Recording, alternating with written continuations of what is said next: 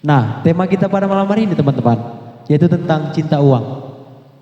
Tentunya tadi kita sudah mendengar sedikit materi. Nah, mungkin kita sedikit cerita-cerita sedikit lah. Apa sih Pak yang dimaksud dengan cinta uang menurut Alkitab? Dan bagaimana pandangan Alkitab terhadap hal ini? Ya, oke ya. Tadi saya sudah sampaikan di materi saya, materi awal, yaitu cinta uang itu adalah hasrat yang berlebihan untuk kita memperoleh uang, memperoleh kekayaan, sampai-sampai kita mengabaikan Tuhan di dalamnya. Dan sehingga menghalalkan segala cara demi mendapatkan uang. Karena menjadi prioritas hidupnya adalah uang. Jadi itu yang dimaksud dengan cinta uang. Sampai-sampai dia rela melakukan yang jahat demi mendapatkan uang, mau menipu, bahkan menyakiti orang lain demi untuk mendapatkan uang. Dan memang Alkitab mengatakan dengan tegas bahwa cinta uang itu adalah akar dari segala kejahatan. Nah, Alkitab bukan berarti tidak mengajarkan kita bagaimana kita bisa memperoleh uang. Alkitab mengajarkan kita supaya kita bekerja, bahkan dalam kitab Amsal secara khusus menekankan supaya kita memiliki tangan yang rajin. Supaya dengan tangan yang rajin kita memperoleh banyak uang. Dengan uang banyak, kita pun bisa memelihara segala keperluan kita, mendapatkan apa yang menjadi kebutuhan kita, tapi juga dengan uang kita bisa membangun hubungan yang baik dengan sesama, kita bisa berbagi, menolong orang.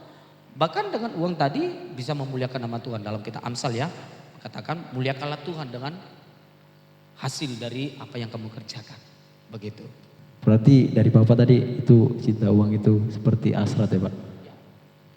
Memang kita harus menabung, karena apa? Dengan menabung kita bisa menguasai diri kita dengan uang yang kita punya. Jadi kalau orang gak bisa menabungkan, berarti termasuk orang yang boros dalam segala sesuatu dengan uang yang dia punya gitu ya. Tapi dengan dia menabung, dia menguasai segala keinginan-keinginannya. Jadi tidak lagi terpengaruh dengan hanya sekedar keinginan, tapi dia fokus kepada segala keperluan. Karena keinginan dan keperluan itu berbeda. Kalau bicara keinginan kan semuanya bisa dia inginkan, ya kan? Hari ini mau pengen makan daging ayam gitu, bisa. Ya, kalau keinginan ya, kalau keinginan pengen makan daging ayam, daging ular, daging babi, bentar lagi Daging temannya Pak. daging temannya. Nah, itu parahnya kan? Kalau hanya keinginan. Nah tapi kalau dia keperluan, saya pikir apa sih perlunya mahasiswa itu harus makan daging tiap hari? Loh, betul nggak ya? Kita yang realita aja ya.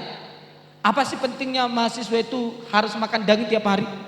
Boleh nggak Pak kalau mahasiswa itu hanya makan tempe? Boleh Pak, nanti kalau makan daging terus Pak, kedagingan Pak. Kedagingan. Nah itu dia.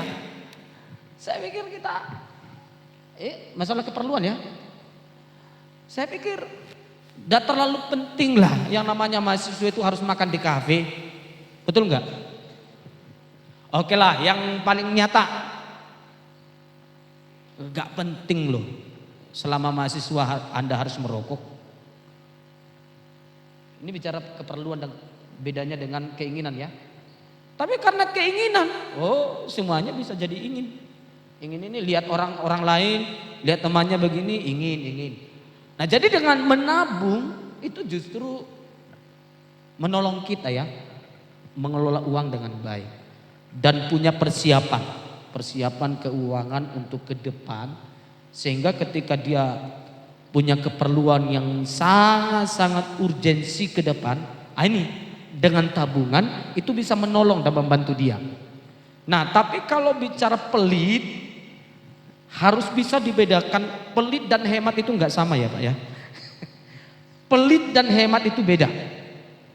Hemat itu tadi dia mampu menguasai segala keinginannya, lebih memprioritaskan keperluan daripada keinginan. Itu termasuk dalam kata hemat. Tapi kalau pelit itu udah beda banget dengan yang namanya hemat. Kalau pelit jangan bahkan jangankan memberi kepada orang lain. Ada orang karena pelitnya Pak, untuk dirinya sendiri pun Banyak Pak. Banyak. itu ngeri kali Pak. Jadi lampu di rumahnya pun cuma satu doang Pak. Itu lampu ruang tamu, itu lampu kamar, itu lampu kamar mandi, itu lampu luar. Dipindah terus Pak ya. Karena pelitnya itu loh. Tapi rumahnya besar Pak ya. Rumahnya besar Pak.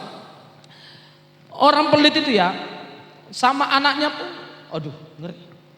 Beda dengan hemat. Kalau hemat dia tahu bagaimana ya mencukupkan kebutuhan anak, suami, istri, keluarganya. Tapi kalau pelit, ada pun bisa sulit dia keluarkan Pak. Daripada karena pelit gitu ya. Jadi pelit ini beda dengan yang namanya hemat. Nah kalau saudara menghemat demi menabung itu bagus. Dan memang kita harus belajar menghemat. Tapi jangan saking hematnya, nah ini. Tapi ini kan hemat berlebihan ini Pak. Saking hematnya sampai kamu cuek untuk menolong orang lain. Itu parah juga. Karena bukan berarti kalau kamu tolong orang lain membuat hartamu menjadi habis. Tapi Alkitab berkata sedikit memberi, menerima sedikit. Banyak memberi pasti menerima banyak. Tidak memberi, tidak menerima. Nah pertanyaannya kita mau menerima apa enggak? Kalau mau menerima belajarlah memberi. Tapi memberi bukan berarti kamu tidak bisa menghemat. Tapi yang pastinya kalau kamu memberi, kamu lepas dari yang namanya pelit. Dengan memberi bukan berarti kamu tidak hemat. Amin. Nah, tapi berbicara tadi punya kartu debit apa segala macam gitu ya. Dengan kecanggihan teknologi sekarang, bukan berarti itu jadi wujud kesombongan. Kecuali dengan aplikasi tabungan uang yang ada di handphone, kartu debit yang kita punya, terus kita pamer-pamerin sama orang. Nah, itu sombong namanya kan. Oh gak usah takut, aku punya banyak uang. Ah, kalau dikit-dikit ngomongnya begitu, itu namanya sombong. Lah lebih baik kita sepertinya nggak punya apa-apa, tapi punya banyak, tanpa harus kita cerita kepada orang lain. Biar orang lain tahu sendiri apa yang kita punya, daripada kita ngomong ini itu dalam sebagainya, membanggakan diri dengan apa yang kita punya. Itu namanya kesombongan. Tapi dengan kita punya kartu debit seperti tadi, aplikasi ini dan itu tadi, saya pikir nggak ada masalah. Itu artinya kita mengikuti kemajuan zaman ya. Saya juga kemarin saya dari Medan ya. Saya dari Medan, saya ke Medan itu belanja Pak. Belanja kibo, belanja ini. Saya nggak bawa uang cash, saya nggak bawa uang tunai. Tapi semua uang yang saya bawa itu ada di aplikasi Dana. Jadi semuanya saya bayar pakai Dana. Saya pikir itu nggak masalah. Dan kita akhirnya lebih aman ya. Lebih aman dari kejaran orang yang ingin merampok kita dan lain sebagainya. Saya pikir itu jawaban yang bisa saya harap menolong dan membantu kita ya. Untuk siapa? Moses ya namanya? Oke, Moses. Tuhan memberkati. Terima kasih buat pertanyaannya. Oke, terima kasih buat Pak Rudi. Selanjutnya Pak Yosia mungkin bisa bersama. Oh sudah ada sampai Pak. Oke, barangkali ada audiens yang ingin bertanya lagi. Oke, dipersilakan Kak. Shalom semuanya. Shalom Pak. Saya mau bertanya, apakah cinta uang selalu berarti dosa? Atau apakah ada situasi di mana menginginkan uang dapat dibenarkan? Misalnya kan Pak, jika seorang menginginkan uang untuk mendukung keluarga, membantu sesama, atau mendukung pelayanan gereja, apakah itu tetap dianggap sebagai cinta uang yang salah? Sekian dan Oke, terima kasih. Kita beri tepuk tangan.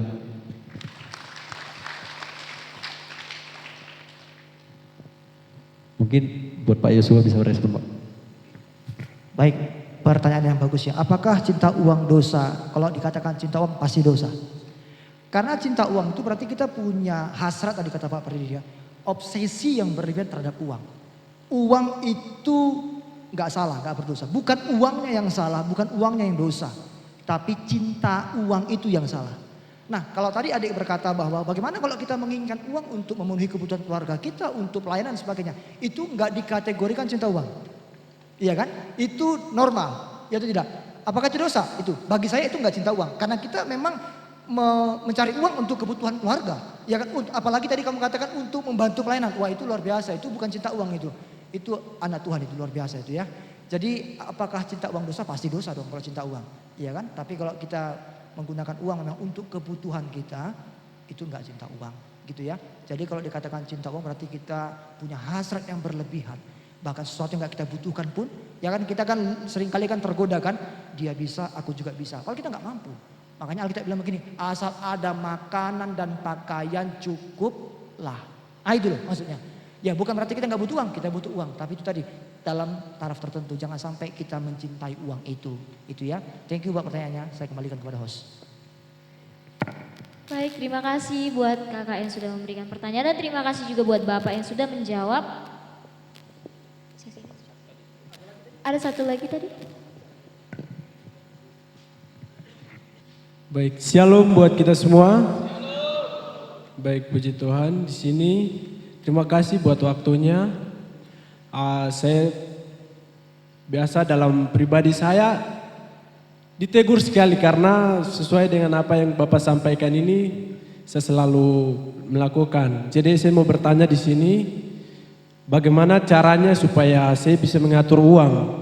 Kadang dalam minggu, satu minggu itu saya dapat berkat itu lebih dari 200-300. Tetapi saya gunakan hanya buat menikmati kesukaan saya saja. Sampai saya lupa dengan memberikan persembahan juga saya lupa. Mengatur uang dengan baik itu saya lupa juga. Jadi bagaimana caranya supaya saya bisa mengatur uang? Mungkin ada cara yang baik, mungkin Bapak Dum bisa sampaikan. Saya bisa berubah begitu.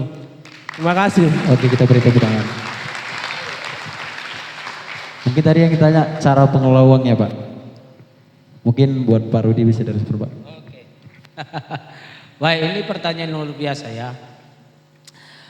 Iya, saya pun sebenarnya secara pribadi saya juga masih belajar ya. Saya terus belajar bagaimana mengelola uang dengan baik, gitu ya. Karena memang mengelola uang dengan baik ini kan butuh yang namanya penguasaan diri. Itu yang paling utama. Penguasaan diri. Kalau kita nggak punya penguasaan diri, ya mau seberapapun yang dikasih habis juga. Gitu ya. Ya, habis. Tapi kalau kita punya penguasaan diri tadi ya, punya penguasaan diri. Nah, untuk kita bisa mengukur penguasaan diri itu letaknya di mana? Cara kita untuk mengukur penguasaan diri itu tadi sebenarnya ada di poin yang sudah saya sampaikan tadi.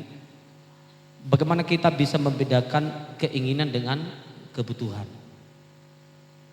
Nah, kalau kita sudah membelanjakan uang yang kita punya di luar dari kebutuhan kita, itu sudah termasuk tidak penguasaan diri lagi. Jadi kita sudah keluar dari penguasaan diri. Kalau kita sudah lebih dominan dipengaruhi oleh keinginan-keinginan kita, saya mau bilang jangankan 200.000, 2 juta pun kita dapat satu minggu habis juga. Kalau keinginan, kenapa? Keinginan tuh nggak pernah puas. Gak ada kata puas dengan yang namanya keinginan. Pasti akan selalu ada kata cukup dengan yang namanya kebutuhan. Kebutuhan ini pasti cukup. Kebutuhan kita itu 3 kali makan satu hari. Betul nggak? Kita makan dalam satu hari itu 3 kali. Coba kalau kamu makan 10 kali dalam satu hari, gimana rasanya? Oh jangankan 10 kali Pak, 5 kali aja satu hari udah stres. Ini makanan mau dimasukkan kemana lagi ya? Karena sudah digeser-geser tempatnya sudah nggak ada lagi gitu ya. Normalnya manusia itu makan 3 kali dalam satu hari itu 3 kali. Orang kalau makan 3 kali dalam satu hari pasti cukup. Kalau 2 kali pasti kurang. Tapi kalau sudah 3 kali pasti cukup. Gak usah ditanya cukup nggak? Pasti cukup, gak usah ditanya. Tapi kalau sudah lebih dari situ, wah itu udah berlebihan namanya ya. Nah jadi keinginan dan kebutuhan itu letaknya di situ. Kalau kita fokus kepada kebutuhan, semua pasti cukup. Mau 50.000 pun pasti cukup. Mau 100.000 pun pasti cukup. Tapi kalau keinginan 200.000 pasti kurang. Nah jadi coba mungkin kita ya apalagi mahasiswa belajar memberikan catatan apa yang menjadi kebutuhan kita. Jadi supaya kita fokus kepada kebutuhan kita. Jadi yang dikirim sama orang tua itu mau berapapun pasti kurang kalau kita nggak punya fokus kepada kebutuhan kita. Jadi cara kita mengelola uang dengan baik itu dasarnya adalah fokus kepada keperluan. Maka semuanya akan cukup. Jangan fokus kepada keinginan kita. Kiranya ini bisa menolong ya. Tuhan memberkati. Oke, terima kasih Pak.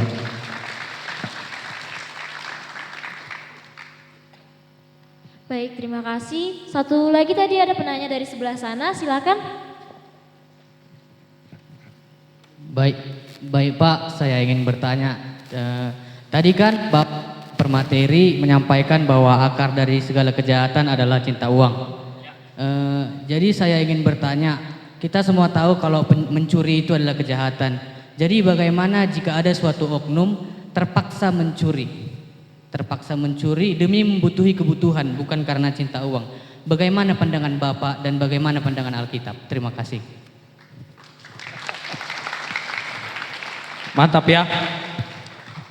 Pertanyaannya, mencuri itu dosa apa kan? Mencuri itu jahat? Jahat. Diperbolehkan mencuri? Ya. Pertanyaannya, kalau terpaksa kamu perlu sesuatu, apakah harus mencuri solusinya? Amin. Boleh nggak meminjam? Boleh ya. Tapi kalau meminjam dibalikan lagi, gitu ya. Kalau bilang nanti 2 minggu Pak, jangan 2 bulan, apalagi 2 tahun, gitu ya. Jadi mencuri bukan solusi, apalagi nipu orang, bukan solusi. Makanya kita bilang begini, tangan yang rajin. Nah kalau tanganmu rajin, keperluanmu pasti akan dicukupkan oleh Tuhan. Amin. Saya pikir itu jawaban yang sederhana, nanti bisa kita analisa kembali di dalam diri kita masing-masing. Tuhan memberkati. Baik, terima kasih banyak buat teman-teman yang sudah bertanya. Jadi pada kesempatan ini cukup untuk sesi talk show kita ya. Sebenarnya ya Pak, mungkin masih banyak ya yang mau bertanya, tapi karena waktu kita juga terbatas, nanti kita akan bertemu di lain waktu dengan narasumber yang sama mungkin atau narasumber yang berbeda. Yang penting kita tetap dukung Worship Night ini berjalan sebagaimana mestinya. Baik, sebagai closing statementnya untuk kita semua, berdoalah untuk saudara tetap diberkati oleh Tuhan dan kembangkanlah segala potensimu untuk engkau bisa mendapatkan uang, karena mencari uang itu penting. Menjadi kaya itu bukan dosa, tetapi menyombongkan diri dalam kekayaan itu sesuatu yang tidak diinginkan oleh Tuhan. Tapi ingat, dengan segala yang saudara punya, yang kita punya, yang Tuhan percayakan, dengan cara apapun kita memperolehnya sesuai dengan nilai-nilai kebenaran firman Tuhan, jangan sampai itu akhirnya mengikat hati kita, akhirnya memicu kita untuk jatuh di dalam dosa. Tetapi pergunakanlah itu untuk memuliakan nama Tuhan dan juga bisa membantu memberkati orang lain selain daripada mencukupkan apa yang menjadi keperluan kita sehari-hari. Kiranya Tuhan memberkati kita. Shalom. Baik, closing statement dari Bapak ya. Yang pertama, mintalah hikmat Tuhan untuk mengelola keuangan saudara. Yakobus 1 ayat 5 mengatakan kalau kita kekurangan hikmat, minta sama Tuhan, Tuhan pasti kasih. Ya, jadi kalau ada tanya bagaimana caranya Pak, hanya karena hikmat Tuhan kita bisa bijaksana mengatur keuangan kita dan kita terhindar dari yang namanya cinta uang atau hamba uang. Yang kedua, selalu bersyukur atas berkat yang Tuhan berikan bagi setiap kita. Seringkali orang cinta uang karena merasa nggak pernah cukup dan nggak pernah bersyukur. Ya kan? Jadi biasakan belajar untuk selalu bersyukur atas apapun yang kita miliki. Karena Tuhan pasti memberkati kita yang selalu berharap kepada Tuhan. Tuhan Yesus memberkati kita semua. Terima kasih banyak buat Bapak Yosua dan Bapak Rudi yang sudah menyempatkan waktunya menjadi narasumber di saat ini. Semoga apa yang telah dibagikan, apa yang di-share saat ini menjadi berkat bagi kami, terutama bagi mahasiswa. Semoga bisa mengambil banyak manfaat dari percakapan kita yang singkat ini ya. Terima kasih banyak Bapak, Tuhan memberkati.